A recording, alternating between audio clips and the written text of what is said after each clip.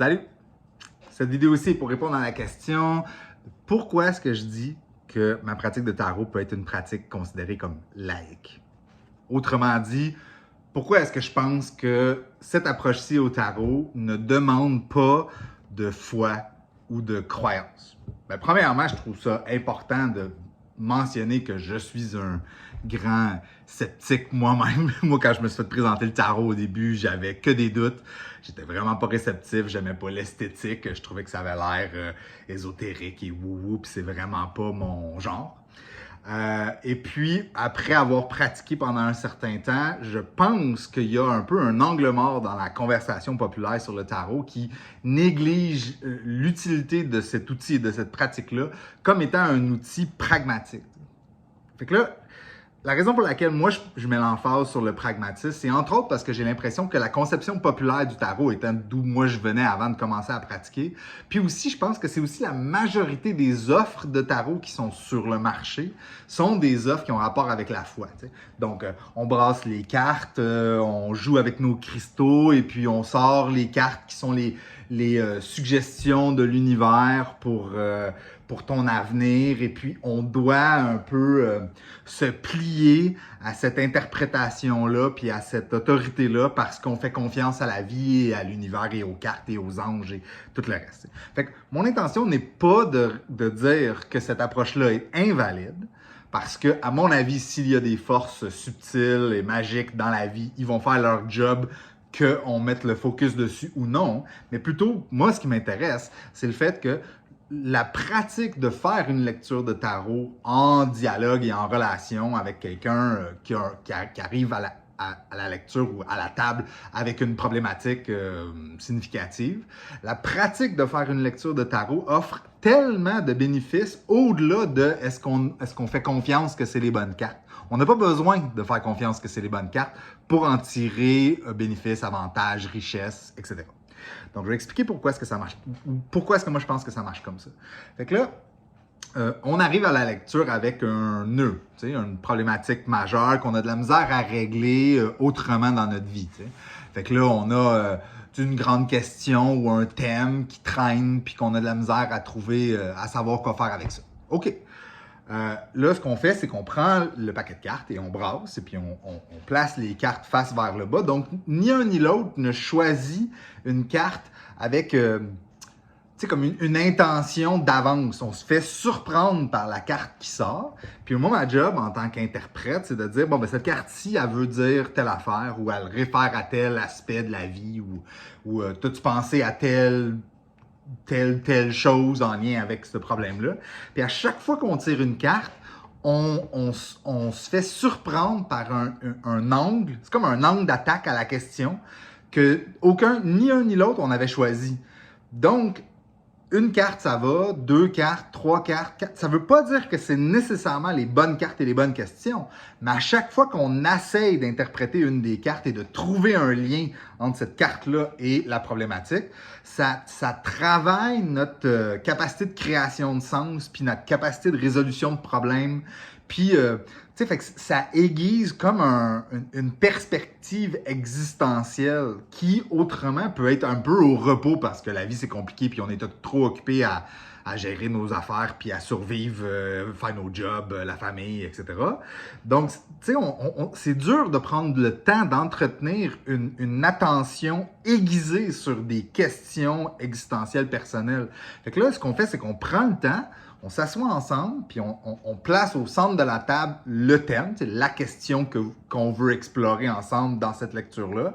Puis après ça, on tire comme un angle d'attaque, un autre angle, un autre angle, un autre angle, puis au fur et à mesure de jouer avec ce sujet-là, ben il devient de plus en plus, c'est de la neuroplasticité, là. Ça devient de plus en plus malléable, de moins en moins rigide, puis on le comprend mieux aussi, on voit mieux les frontières, on comprend mieux le sujet.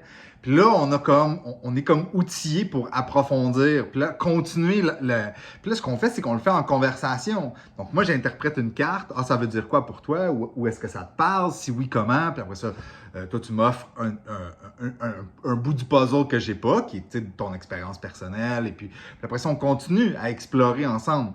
Puis, d'expérience personnelle à avoir fait beaucoup de tarot au fil des ans, c'est quasi inévitable qu'à la longue de faire ce processus-là, on va sortir une coupe de cartes qui sont comme très justes, qui vont vraiment filer comme les bonnes cartes. Mais là, est-ce que c'est l'univers qui a choisi la bonne carte pour toi ou est-ce que c'est nous qu'on a tellement aiguisé notre capacité de créer du sens que là, on choisit, ah ouais, elle me parle. Puis là, tu sais, c'est parce que c'est nous qui projettent du sens dessus ou est-ce que c'est la bonne carte? C'est pas grave. Ce qui est intéressant, c'est à savoir, est-ce qu'on est capable de s'offrir un espace dans lequel on approfondit puis on améliore la qualité de notre réflexion en lien avec une question qui, autrement, ailleurs dans notre vie, on a de la misère à être capable de l'outrepasser ou de l'intégrer ou quelque chose du genre. Donc, c'est à ça que ça sert. Le tarot, c'est que c'est un espace d'exploration puis de challenge à nos fausses croyances puis à nos angles morts. Puis, c'est un espace d'exercice, c'est vraiment un genre de gym de la création de sens, là, un exercice de perspective, pas nécessairement métaphysique, mais un peu quand même transcendante, là, qui peut regarder ta vie de loin. Là. Tu peux prendre les 10 dernières années, les 10 prochaines années. On n'a pas beaucoup d'espace pour réfléchir à ça. Et puis, en plus d'avoir 1 heure, 2 heures, où on verra combien de temps ce qu'on se donne si tu es vraiment intéressé, en plus d'avoir cet espace-là, ben mon observation, c'est qu'il y a quand même des bijoux qui sortent de tout ça. Au-delà de juste la pratique, il y a quand même une coupe de perles, 1 ou 2 cartes qui vont sortir que après avoir quitté, on va, ils nous habitent, tu sais. On va passer la prochaine semaine ou les 2 prochaines semaines à penser à cette carte-là. Puis, ah ouais, ça avait rapport avec. Ah, j'avais pas pensé à. Puis là, ça te charge d'énergie puis de potentiel en lien à dénouer, travailler sur la problématique.